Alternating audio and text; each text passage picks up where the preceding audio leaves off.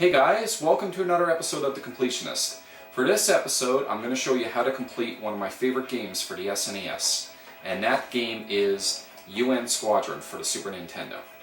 Now, UN Squadron is a side-scrolling shoot-'em-up that was released by Capcom in 1991, and even to this day, it remains one of the best side-scrolling shooters for the Super Nintendo.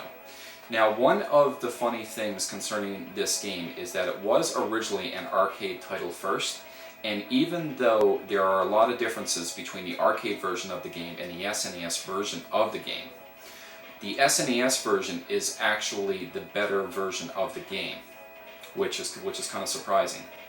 So I'm going to show you how to fully complete this game. Now guys, I will warn you, this game can be fairly difficult. You need to play the game at least 4 times in order to do everything that the game has to offer. You have to beat it 3 times on normal mode, 1 for each pilot, so you can unlock the small little story scene at the very end. And then you have to do something even more completely insane. You need to put the game on a higher difficulty and beat it once more in order to unlock the special bonus ending. So I'm going to show you how to fully complete this game. So anyway guys, let's get to it and let me show you how to fully complete UN Squadron for the Super Nintendo. So guys, before we start taking on the stages and the difficult bosses in the game, let's look at what we have available to us in regards to the pilots of the game and the 6 different kinds of jets that are available to us. With regards to the pilots, each pilot has their own advantages and disadvantages. First we have Shin Kazama. He can level up his main weapon faster than any other pilot. The second pilot is Mickey Skyman. He can use multiple special weapons at the same time. The third pilot is Greg Gates, and he is my favorite pilot in the game because he can recover from damage the quickest.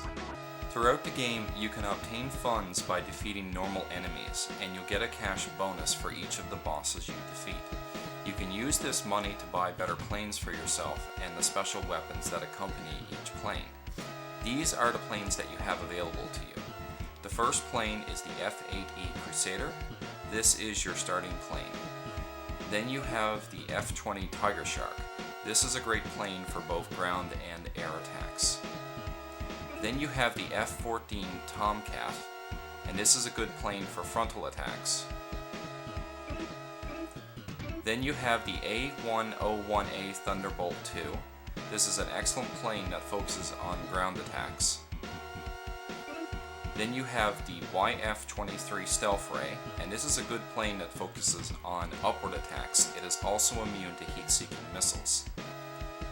And finally you have the F-200 Ifrit, the most expensive plane in the game and an absolute requirement when it comes to defeating the final boss of the game. It can equip all weapons. Besides the standard plane and the F-200 Ifrit, the only other planes you should really spend any money on are the F-20 Tiger Shark or the A-101A Thunderbolt. Remember, find the best plane that suits your needs. So, let's get started with some gameplay. Remember, you need to beat the game 3 times on normal mode, once for each of the 3 pilots. Trust me, the experience will give you lots of practice. You do have credits you can use if you lose all of your lives, but remember, you just simply need to beat the game on normal mode to get each character's ending regardless of how many credits you use. So guys, this is the boss for the first level, and it is pretty much an oversized missile launcher. In order to defeat this boss, just stay below his line of fire and shoot at the blue beacon at the very front of the enemy. Watch out for the smaller missiles that come at you because they will probably be your biggest threat. Once the first level is defeated, you now have a choice on what will be your next level. I suggest you figure out which levels you're good at and do those levels first, but remember that the same pattern will not work for every individual. So guys, here is the night flight level. Now just before you face the boss, shoot the top section of the screen to get a fuel tank which will refill some of your energy. The boss for this level is the stealth bomber. It will come from behind you. Stay to the top of your screen and unload your special weapons on it. Save your Mega Crush.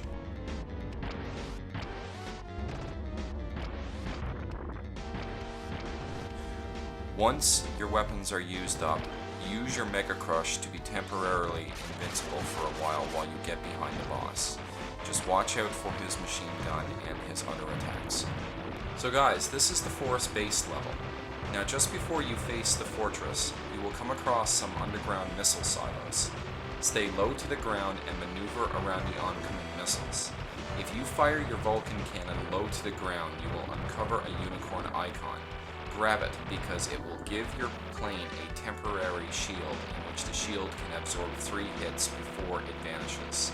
It will be very useful against this boss. Here is the boss of the forest level. You will see a lot of gun turrets, so please go out of your way to take care of them to limit the amount of firepower that is coming at your plane. Do not be afraid to use your Mega Crush if you find the onslaught a little too intimidating. In order to defeat this boss, you need to attack the center of the forest base. The center will launch missiles at you, but they can be easily avoided. It is highly unlikely you can destroy the core when you pass by it for the first time. When you reach the end of the forest base, shoot the middle of the screen to bring up a windmill icon. If you're low on health, this icon will replenish all of your energy. At the end of the forest base, your plane will turn around so you can have another chance to destroy the core. This will continue until the core is destroyed. Here is the desert level. Just as you're approaching the boss, shoot the middle of the screen to get a weapon power-up. The A-101A Thunderbolt is an excellent plane for this boss because of its ground weapons. Even though there is a save point to the far right of the screen, the planes that the boss emits can still attack you. Use some of your special weapons to destroy the airplane compartments, then focus all your firepower on the tower of the boss. Here is the sea level. The boss for this level is the battleship Minx. When you first approach this boss, shoot the upper portion of the screen and you can get a unicorn icon which will give your ship a temporary shield. Trust me, you will need it. This boss will be sending a lot of firepower back at you, but try your best to avoid it.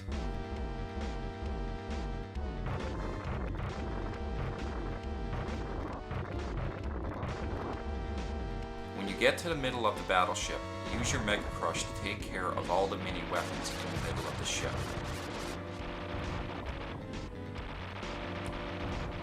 When you reach the end of the ship, shoot the middle of the screen to get a weapon power-up.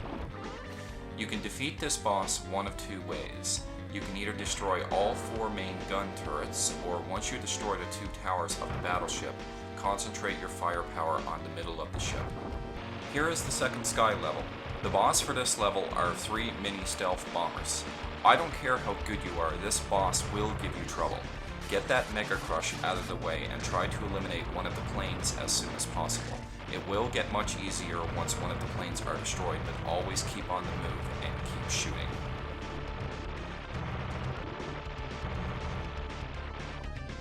Here is the Civet Sub. This is a level in the game in which you go directly to the boss. The A-101A is a great plane for this boss. Use your special weapons to attack the boss anytime the boss resurfaces.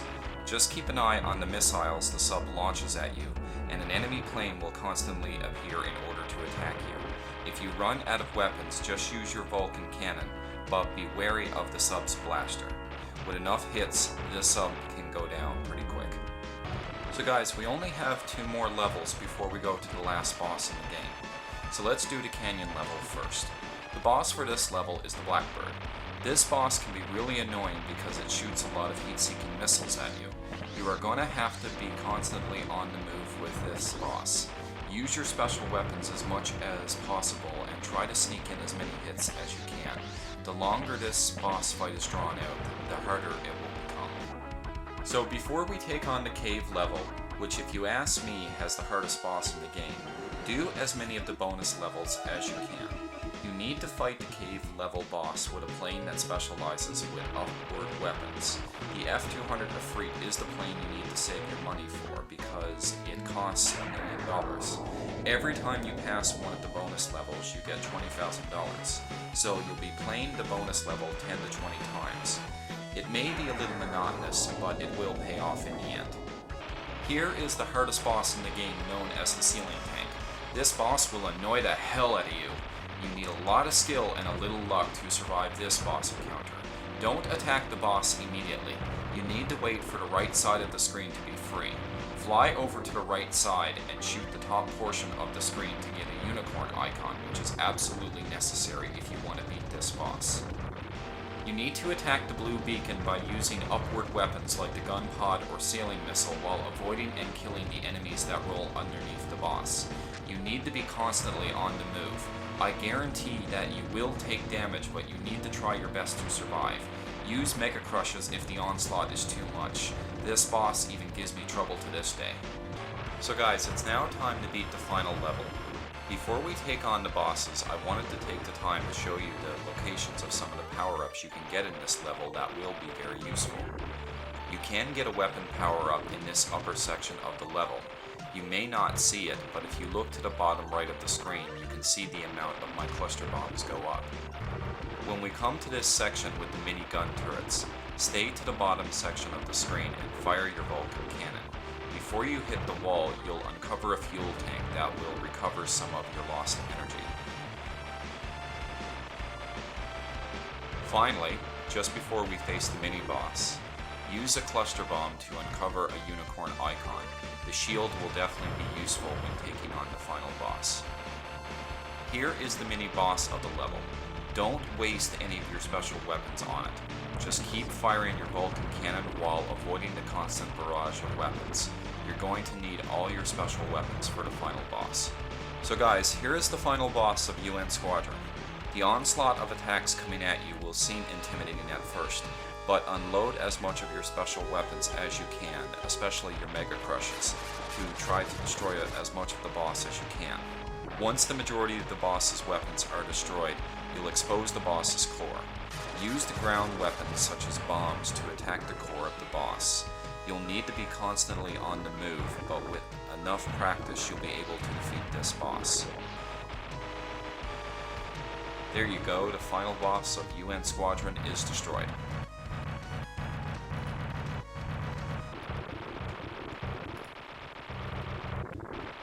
With UN Squadron defeated, you can get this ending sequence where you escape from the fortress. Once you escape from the fortress, you get a different piece of dialogue, all depending on the character you beat the game with.